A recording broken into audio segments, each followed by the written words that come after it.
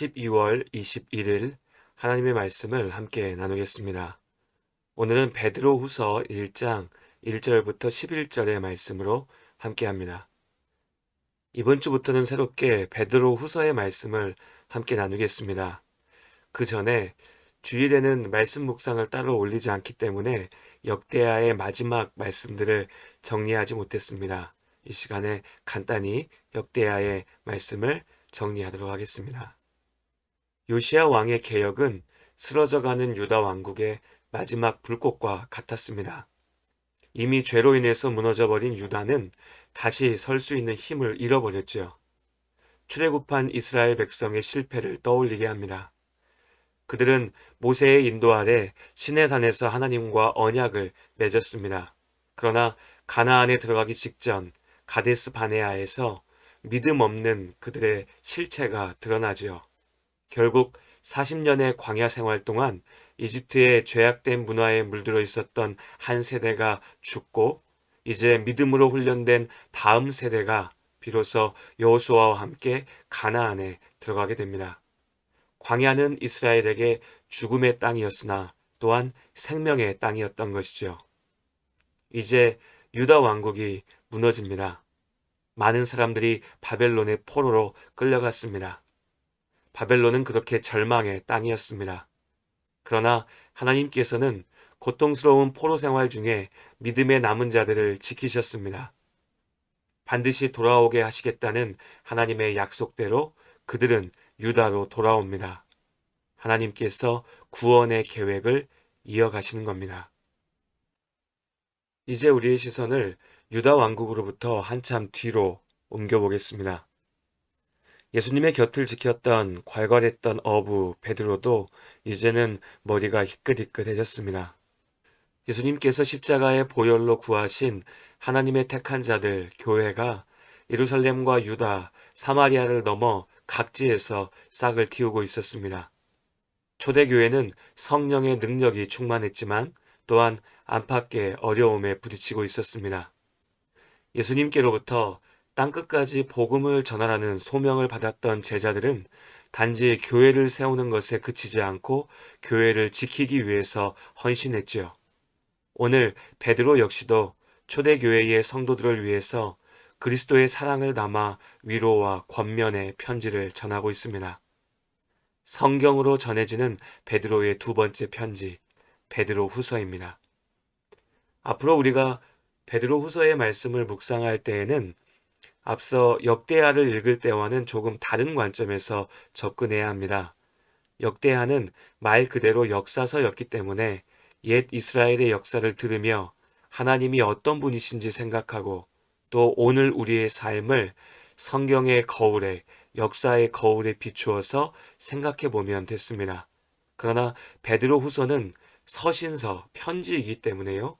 편지의 배경이 되는 초대교회의 상황을 이해해야 합니다. 또한 시대를 뛰어넘어서 오늘날의 교회에도 동일하게 적용될 수 있는 하나님의 말씀, 베드로를 통해서 들려주시는 말씀에 귀를 기울여야 합니다. 역대기를 읽을 때에는 전체 이야기의 흐름을 이해하는 것이 중요했다면 서신서에서는 말씀의 한 구절 한 구절의 의미를 잘 기억하고 곱씹어 봐야 합니다.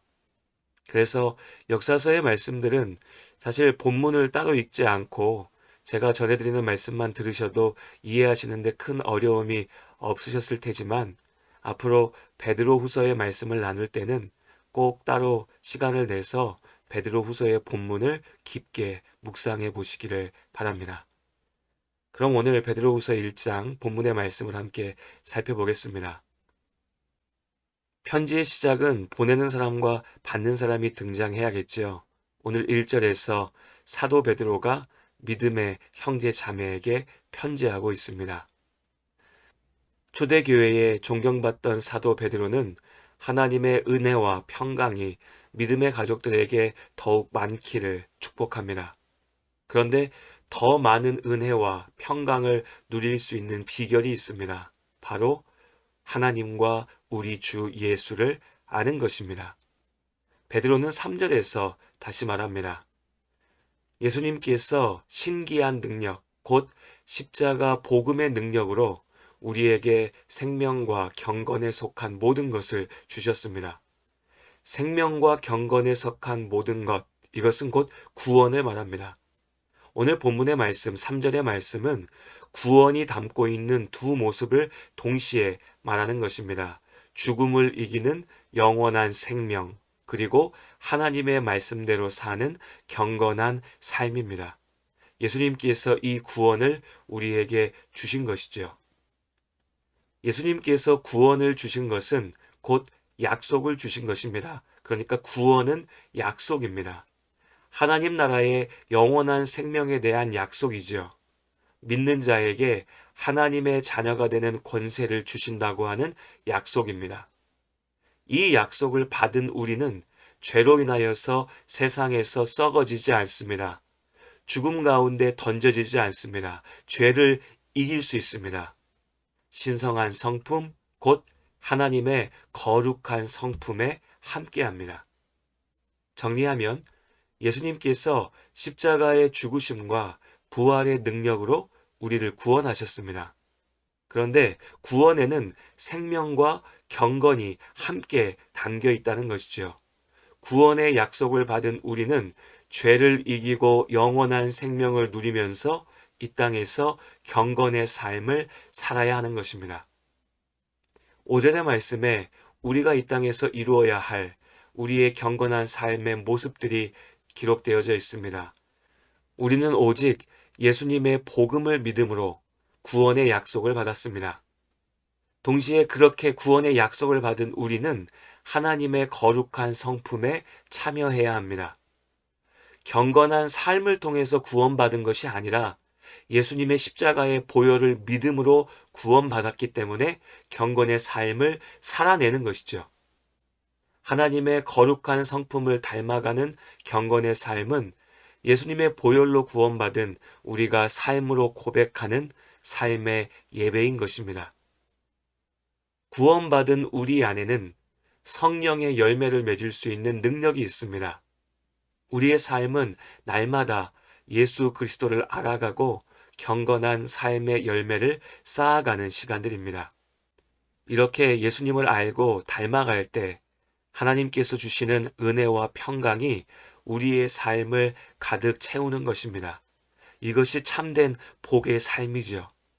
만일 예수를 믿는다, 구원받았다 말하면서도 정작 말씀의 귀를 닫고 삶의 열매를 맺지 못한다면 오늘 8절과 9절의 말씀처럼 그 사람은 구원의 약속을 잊어가고 있는 것입니다. 오늘 10절에서 말합니다. 그러므로 형제들아 더욱 힘써 너희 부르심과 택하심을 굳게 하라. 너희가 이것을 행한즉 언제든지 실족하지 아니하리라. 우리의 구원은 하나님의 택하심과 부르심으로 시작되었습니다. 세상이 시작되기 전 하나님께서 이미 우리를 택하셨습니다.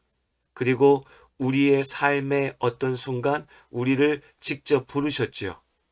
그 부르심에 믿음으로 답한 우리가 구원의 약속을 받은 하나님의 자녀가 되었습니다. 이제 우리가 이 구원의 약속을 더욱 굳게 붙잡을 수 있는 길은 하나님의 말씀을 쫓아서 행하는 것입니다. 믿음 있는 자가 순종으로 행합니다. 그렇게 순종으로 행할 때 우리의 믿음이 더욱 굳건해진다는 것이지요. 이것이 베드로를 통해서 알려주신 많은 은혜와 평강의 복을 누리는 길입니다. 오늘도 하나님을 믿음으로 하루를 살아갑니다. 우리 모든 성도님들의 삶 속에서 많은 믿음의 열매, 사랑의 열매를 맺으시길 바랍니다. 오늘도 우리의 삶의 예배를 하나님께서 기쁘게 받으시고 축복하십니다. 나는